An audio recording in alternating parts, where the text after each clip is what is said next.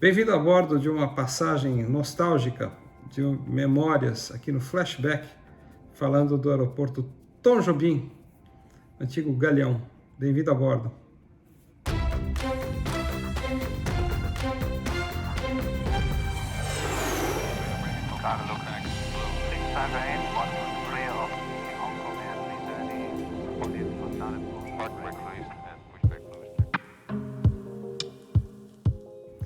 E aí, tudo bem? Chegou a hora da gente relembrar um pouquinho do Galeão. É o mais tradicional e importante aeroporto internacional do Brasil, sobretudo após a Segunda Guerra. É o que a gente vai ver agora aqui e espero que você curta essa passagem, esse flashback, pela incrível, pela romântica história desse que é um grande aeroporto até os dias de hoje e que foi por décadas o mais importante aeroporto internacional da América do Sul. É o que a gente vai ver agora. Bom, falamos agora dos anos iniciais, né, do Galeão. Sobretudo, lembrando que o Galeão tem o seu terminal moderno inaugurado em 1952. Mas sua história é bem mais antiga, remonta aos anos 20, aos anos 30, quando ele era originalmente usado pela aviação naval, né, como um campo de provas, depois um campo de pouso, até depois ser transformado na base aérea do Galeão, né, da Força Aérea Brasileira, base aérea que existe até hoje. E naqueles tempos gloriosos, né, antes da inauguração desse terminal que você está vendo aí em 52, né, ele era o principal aeroporto da capital brasileira, né, principal aeroporto do Brasil, capital brasileira, enfim. Era ele que recebia os grandes aviões a pistão, como os Super Constellation, que você viu aí da Panera e da Varig. Nos anos 50, a aviação a jato começou a vir para essas bandas. Essa visita do primeiro Comet 1 ao Brasil, ainda nos anos 50, e depois, em 1960, com a chegada dos primeiros jatos da Varig, logo depois da Panera, como os Caravelle DC-8 que você vê aí, o Galeão passou a ser o principal aeroporto a receber jatos intercontinentais no Brasil.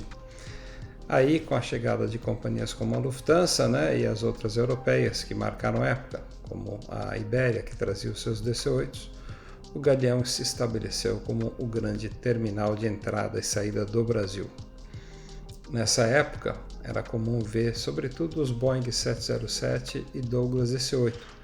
E em menor escala a gente via os Convair Coronado, que era um tipo menos utilizado, ou ainda o britânico VC-10, trazido inicialmente ao Brasil pela BUA em voos regulares desde 64.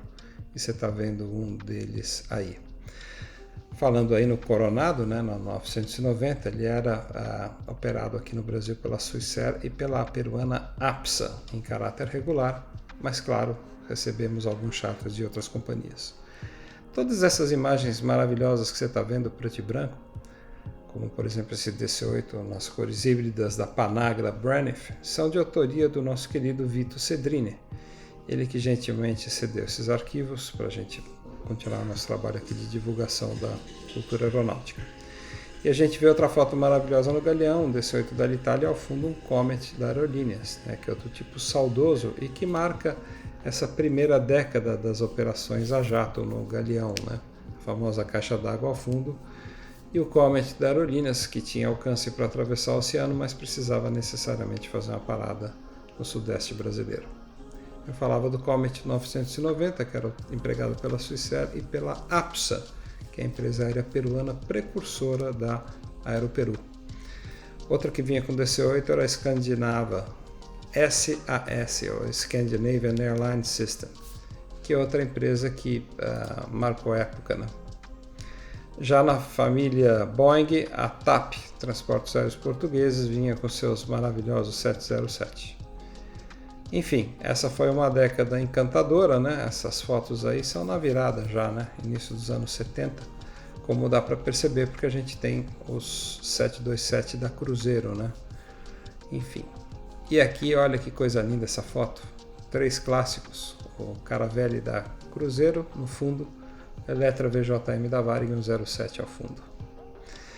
Realmente, essas imagens do Cedrini dão vontade de chorar, né? É muita emoção olhar para esse período glorioso da aviação, né?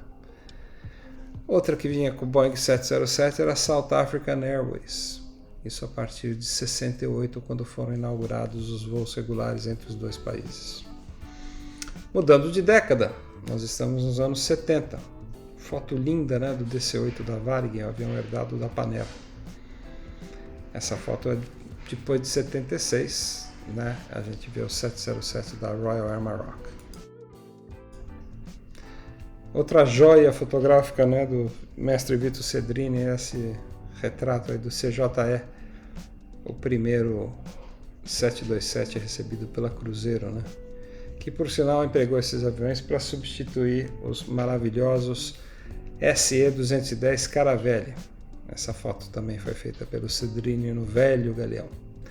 Por que Velho Galeão? Porque era o nome que hoje se dá ao antigo terminal inaugurado em 52 e que seria o principal terminal até 1977, quando foi inaugurado o galeão que a gente conhece hoje.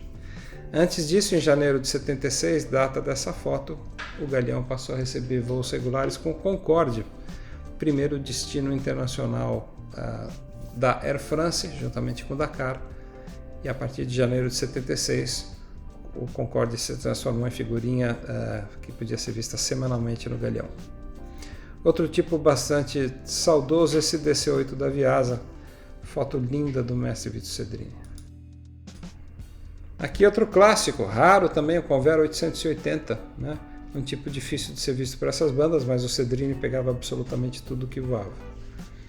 Eu adoro esse retrato do CJH, né? Porque o Cedrini, quando começou a fotografar em cor, não tinha para ninguém, né? Sol fotografando no pátio e registrando essas pérolas, como o Big Orange, o 747 que a Braniff empregava regularmente. Ele tinha esse, que era o 200, e tinha o SP, anos mais tarde, um tipo mais raro, difícil de ser visto, mas igualmente encantador. Como encantadores eram os BAC 111 da Sadia Transbrasil, né? Que tinham suas cores inclusive inspiradas pela Braniff. Menos colorido, mas não menos mágico, o 707 das linhas aéreas paraguaias, em outro grande retrato do mestre Cedrini, assim como esse 747 SP. Muita gente acha esse avião feio, eu acho ele muito charmoso, acho ele bonitinho, cortadinho assim. Bom, é questão de gosto, né? E nos anos 70 foram os últimos anos em que a Pan American operou com seu 707 por aqui, depois alternados e substituídos pelo 747. A Braniff também operava o DC-8 para essas bandas, assim como era o Peru, e essas lindas máquinas puderam ser vistas até os anos 80. No final dos anos 70, a Transbrasil mudou de cores, mas o Cedrini estava lá para registrar tudo isso.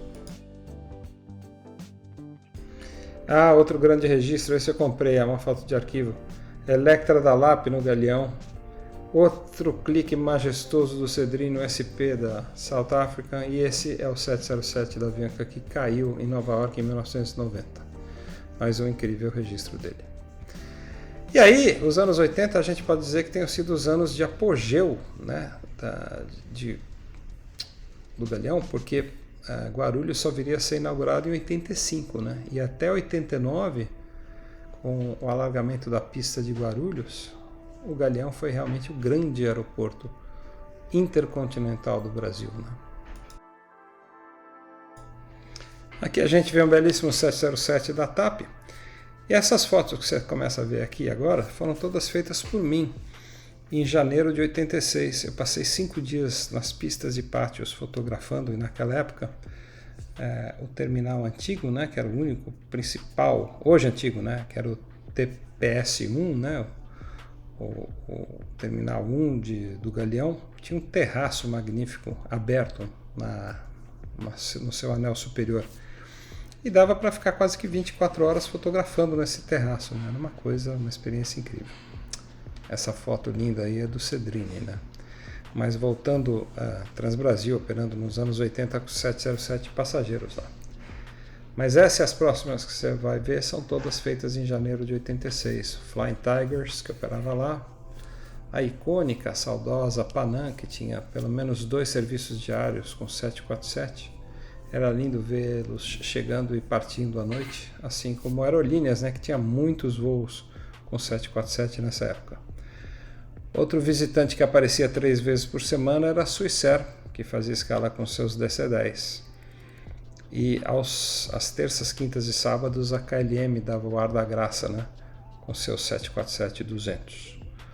Outra que operava com 747-200 nessa época, nos anos 80, era a JAL. Está vendo aí um exemplar pousando nos anos 80, janeiro de 86, para ser bem específico.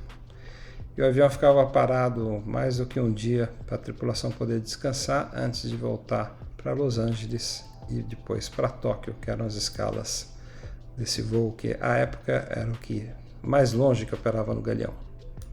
Aqui uma imagem rara, um 707 da Pluna, ex-Aerolíneas Argentinas. A Pluna rendeu esse avião por um período. E aqui de novo outra imagem super bacana do Aerolíneas, né, do Jumbo. A pintura maravilhosa, né? Aliás, nessa época os Jumbos eram figurinha fácil lá, né? Quase todas as companhias operavam. A Panam sendo a mais icônica. Nessa época a Tower Air fazia voo charter para o Brasil, né? Não eram voos regulares ainda. Depois ela fez regular, mas nessa época eram só os charters. E de novo, né, a Panam que sempre iluminava os pátios do Galeão com seus aviões. Air France também operava o 47200. Nessa época o Jumbo dominava, né? Essa é outra foto que eu gosto muito, que é do mestre Vito Cedrini. Muito linda, feita do pátio, né? Mas essa é minha. Outra que brilhava lá era a KLM com seus DC-10. Oh, coisa bonita de se ver, viu? Essa outra grande imagem do mestre Vito Cedrini, feita no final dos anos 70, comecinho dos 80, na verdade. E a década seguinte, que foi o início do declínio, né? Quando o Guarulhos ganhou o segundo terminal e alongou suas pistas, o tráfego internacional, intercontinental, mudou praticamente todo ele para São Paulo, ou boa parte dele. Claro, isso não impediu companhias que estavam chegando ao Brasil de voarem para o Rio. O Rio sempre foi um destino muito sexy, é o caso da Continental, da norte-americana Delta. Mas essa seria a década em que o Galeão iria começar a perder a proeminência, perdendo esse espaço para Guarulhos, né? E a década seguinte, do novo milênio, não pode se dizer que tenha sido nada menos que traumática para o Galeão. Primeiro porque várias companhias desapareceram ou deixaram de voar para lá. Caso da VASP, caso da TAAG, Angola Airlines. E foi realmente uma tristeza que tudo isso tenha acontecido, porque o Rio de Janeiro continua lindo, a despeito dele ter perdido essa primazia no transporte aéreo internacional. A gente está vendo um 330 aí que protagonizaria uma das maiores tragédias, a maior tragédia saindo do Galeão, né? Falar em sair do Galeão, uma linda foto do KC-137, lembrando que ainda é a base aérea lá. Mas as empresas não aguentaram essa década de tantas transformações como a Fly. Mas aqui a gente tem uma imagem linda, né, do 747-400 da British, né, icônica, né? Quem diria que a gente que via esse avião todos os dias teria tanta saudade dele? O tempo passa, né, turma? Não tem jeito. E aqui a visão do TPS-2 do terminal que foi inaugurado depois, né, e que praticamente dobrou a capacidade do Galeão e voltou a dar um certo ímpeto, um certo ânimo para o Galeão. Até porque o Rio foi sede das Olimpíadas, de Copa do Mundo, enfim, de encontros importantes de líderes mundiais, e com isso ele voltou a atrair tráfego. Mas como a imagem mostra aí, né, companhias aéreas foram e voltaram, desapareceram, mudando muito o cenário competitivo, a capacidade do aeroporto, que entrou nesse período que eu chamo de década de altos e baixos, né? A gente teve em rápida sucessão o desaparecimento de empresas aéreas no Brasil, como a VASP em 2005, a Varig, quem diria, né, que desapareceu em 2006. Essas fotos foram feitas no ano do desaparecimento da Varig, semanas antes da Varig fechar. E aí o surgimento meio que relâmpago de outras operadoras para ocupar parte do vácuo da Varig, né, como a BRA e a própria Flex, que na verdade é uma empresa que nasceu do seio da Varig, né? Essa foto é bem icônica, né? Mostra a antiga Varig e a nova Flex. Mas tudo isso aconteceu justamente pelo surgimento de empresas jovens e pujantes, como a Gol e a Latam, que saíram praticamente do zero em 1990, caso da TAM, né? E da Gol, criada em 2001, e passaram a dominar a aviação comercial brasileira. No final dessa década, da primeira década do milênio, né?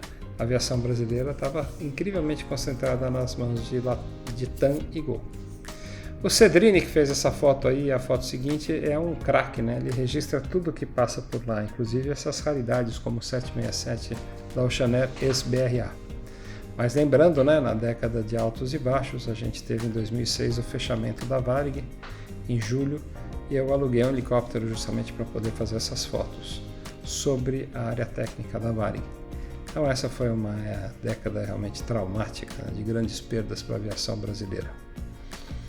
E essa última década, né, tem sido uma década de altos e baixos, efetivamente, né? Você vê aí os hulks, né, dos aviões que pararam de voar, novas entrantes, vários voos charter, né, como é o caso da empresa francesa Open Skies, não é inglesa, é francesa. Da Gol, que cresceu, né, se estabeleceu, mas ainda assim, quando a gente olha para a história do Galeão e vai lá para o final da pista, a gente vê os fantasmas, né? Aí uma coleção, infelizmente, de trijatos, com exceção do 737, mas temos DC-10 e vários Boeing 727 de empresas que pararam de operar. Varig, Log, Fly, Platinum, DC-10 da MTA, Total que aposentou. E nessa década de altos e baixos, novas empresas entraram voando aqui, como a Azul, né? A gente vê com esse híbrido aí com a Trip. E vimos a consolidação, né, a pujança do grupo TAM-Latam, criando a Latam e passando a ser uma das maiores, se não a maior operadora do aeroporto hoje, junto com a Gol. Dos Estados Unidos, as norte-americanas vieram em peso, né, United, a antiga Continental, American Airlines com muitos voos. E aqui outra que veio, surgiu, reluziu e desapareceu, a Oceanair, depois a Avianca Brasil. Esse tempo todo, as empresas europeias continuaram servindo em sua grande maioria o Galeão, como a KLM. A gente viu algumas experiências mal sucedidas como a Flyways, que operou pouquíssimo tempo, mas basicamente o Galeão continua sendo um aeroporto muito relevante, muito querido, de história muito bacana, muito única. Falar da história da aviação brasileira e não lembrar do Galeão é um erro crasso. A gente vai ter sempre que saudar, lembrar e promover essa linda história, essa história magnífica do aeroporto Galeão Tom Jobim.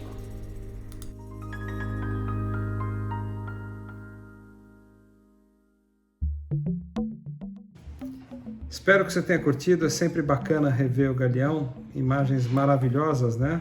Sobretudo aquelas do nosso mestre Vito Cedrini, a quem a gente sempre agradece aqui no canal pela sessão das imagens. E fique ligado porque logo logo vai ter outro flashback aí pra gente lembrar os anos dourados da nossa aviação. Tá bom? Deixe um like e até o próximo flashback aqui no Panda Aviation.